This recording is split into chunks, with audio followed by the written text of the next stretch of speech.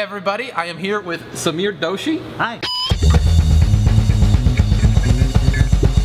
What was it, like a month ago or so that you uploaded something to Reddit? That's right, it's 4 weeks ago. Yeah, exactly. So you were able to solve the Rubik's Cube despite the fact that you are legally blind. That's right. And so you made a custom-built Rubik's Cube, right? That's right. And so you have different textures. What are the 6 different textures that you have chosen? So I chose the 2 sides of Velcro, Okay. off hooks and loops.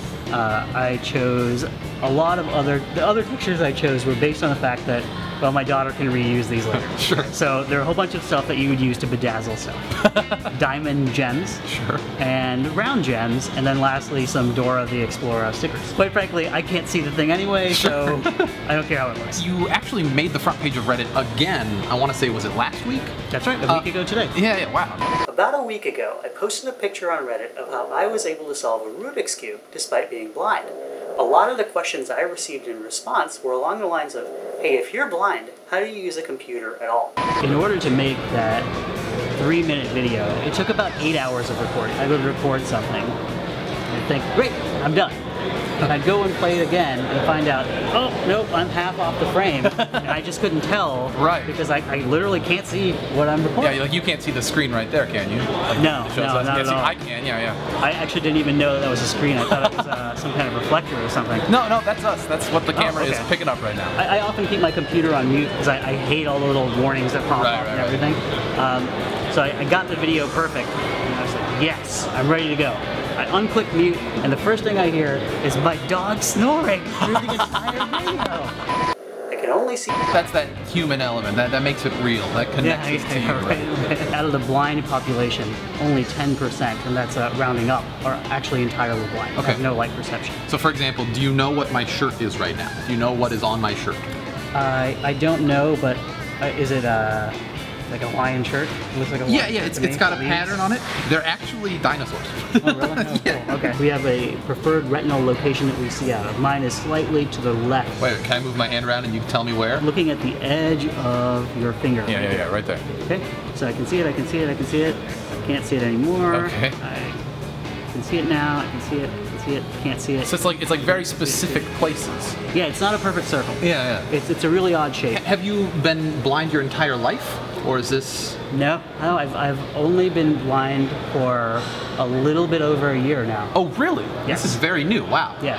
And so, like, what happened? I had cataract surgery. Okay. The doctor who performed my surgery told me to take a lot of a steroid and said, look, it's going to get worse, but it'll eventually get better. Okay. And so sure enough, it did get worse and worse and worse and worse and worse. One of the things that's really come to my attention that I didn't know, a lot of the technologies that people use to adapt to normal life are very, very expensive. My cane over there to walk with, you can buy them for like 20 bucks on Amazon. Sure. The kind of cane that actual blind people really need are significantly way more expensive. Well, and what's the difference between the 2 different types of cane? The big problem with it is it doesn't make a good sound when it hits things. You can't really, there's not a big distinction between objects. It gets trapped in the, the cracks on the pavement. How does this cane prevent that? This cane, you may have to edit this. You see it? No, I don't. Is it in the pouch or is that like a camera or something? It's a magnet. No, you had it when you came over here, I'm pretty sure. No, it's under the couch. I see it. So I'm not trapped in New Jersey. Good. This cane has a different kind of tip than normal canes do. It's got a little rolling tip. Oh, wow, that's brilliant. Yeah, I actually broke it on my trip to New Jersey. But one of the advantages of working with engineers is we went through 5 or 6 iterations and came up with a splint system that's very light, very durable, provides no deflection. It's extremely, extremely light, and I can take it through a metal detector as well without much problem. That's good. Which is very handy for the airport. And how good of a weapon is it? I am not the Daredevil yet. But at some point I do hope to be the Daredevil. I did manage to knock a kid over in JFK Airport. Oh, good for you. Yeah. Now, on top of being an engineer, though, you're also trying to expand your resume to include the Illinois State Senate, right? The State House. State House. Okay. How is that campaign going? When is the election? The campaign is going really well. The election's in 2014, with a primary in March 2014, obviously. Sure. According to the polls that I've seen, the Democratic candidate, which is me, is 7 points ahead of the incumbent. Good. And I am virtually no one. Have you found that your recent online success on Reddit, has that played any role in how you're campaigning? Have you like met people in your district through Reddit? I've definitely met people in my district through Reddit. Okay. But I've also met people who, when I knock on their door, before I can say anything, they say, "Oh my gosh, I know who you are." I've had a couple of people who've taken their pictures with me, and you know, I've told them, "Look, I'm not Neil deGrasse Tyson. Right? Posting a picture with me on there is not going to get you to the front page." So what are some of your like pet issues? Some of the most simple things. Getting seatbelts on school buses. Makes sense. When I rode on the bus as a kid, there were those big like padded seats in front of you, and I think the idea is if you crash, you'll just run into that or something. So having ridden on a school bus, right, as have I, I'm sure you've experienced the bus driver stopping and bam, right, your head just smashes into the seat. And it's not fun. I don't understand why they're allowed to have that exemption. With the rate of technological advancement, do you hold out hope that at some point in the future you might be sighted again, or? Well, as a biomedical engineer, my degree is in advancing medicine. Sure. What I like to say is I am temporarily blind. Okay. A procedure actually exists for growing a retina from a stem cell.